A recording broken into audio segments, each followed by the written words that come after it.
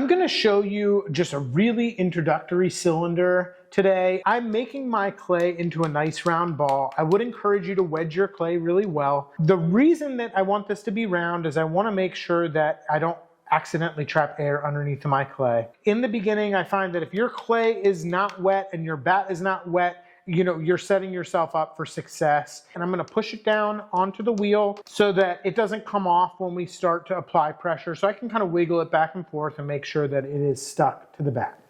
I'm gonna set my wheel at a speed where I feel comfortable, and I'm actually gonna encourage you to remove your foot from the pedal. So the first part of this process is centering. I have a couple videos on centering. You could go back and watch them, but I will briefly go through it. When I'm centering, water is my friend. My left hand's on the side of the piece of clay, my thumb's on the top. I'm coming in and the heel of my hand is going through the center. I'm applying downward pressure first. I like to use an analogy of a suction cup. I want to try to remove any air or water out from underneath my clay, get it firmly affixed to the bat before I apply inward pressure. Add a little bit more water, and now I'm pushing in from the side. And it's going to be this combination of pushing in from the side and down from the top that will eventually get my clay on center. And I'm looking for kind of a hockey puck proportion piece of clay where the center point is the high point.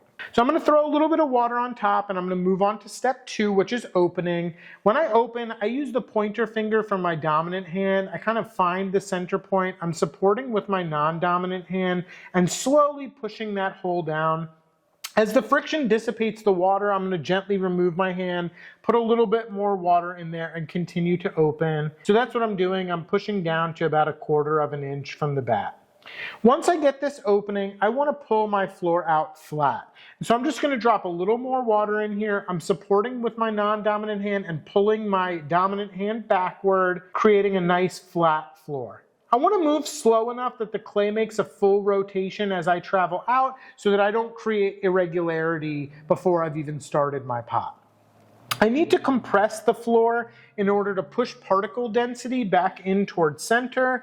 The center point of our pot is going to be the weakest point of our pot because we're pulling all of those particles out in the direction of the wheel spin. I'm trying to compress in towards center to push more particles into that area so that it shrinks less. The next step is I need to start to go up. And so to do that, I want to first clean up the outside of my pot. So my left hand, my fingers are on the inside, my thumb's on the outside, and I'm kind of moving my thumb up into my sponge, which is kind of capping off the top. And this kind of just cleans up that ring and makes it ready to start to be pulled upward. If we're trying to make a straight-walled cylinder, we actually need to pull inward. And so when I'm making my pulls, my interior hand is nested in this bottom corner.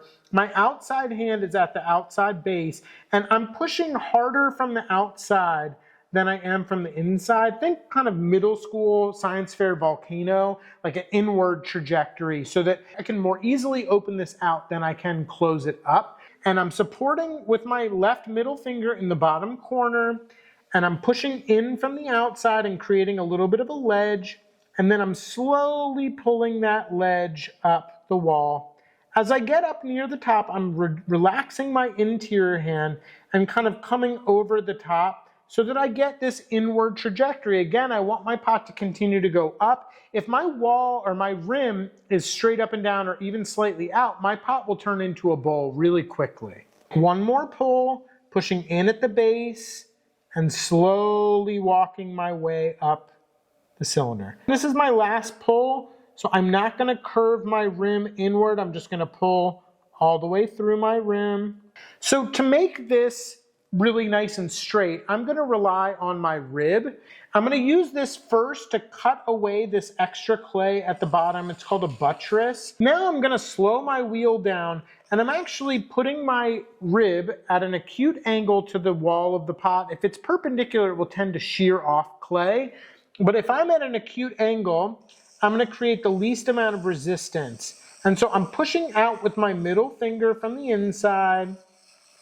You can see my thumb from my left hand is also connected to the rib for stability. And I'm just going to gently move this up because my cylinder is a little taller than my rib. I can just gently push this out so that I get a nice straight walled cylinder. I'm going to do a couple other things. I'm going to suck up the moisture from the inside. I don't want that rim to be sharp, so I'll sort of come back and kiss it with my sponge. And then the absolute last thing I'm going to do is take my wooden knife tool, and I'm just going to remove a little bit of material at the base and also just create a little undercut so that my wire will more easily cut underneath of this cylinder when I'm ready to cut it off. I don't cut my pots off right away. I let them lose their ability to take a fingerprint, and then I can cut it off and get a really crisp, clean cut. If I am not trimming a foot, when I cut this off, I want it to be really nice and crisp. And I find that if you do this too wet, it sometimes can get a little bit messy.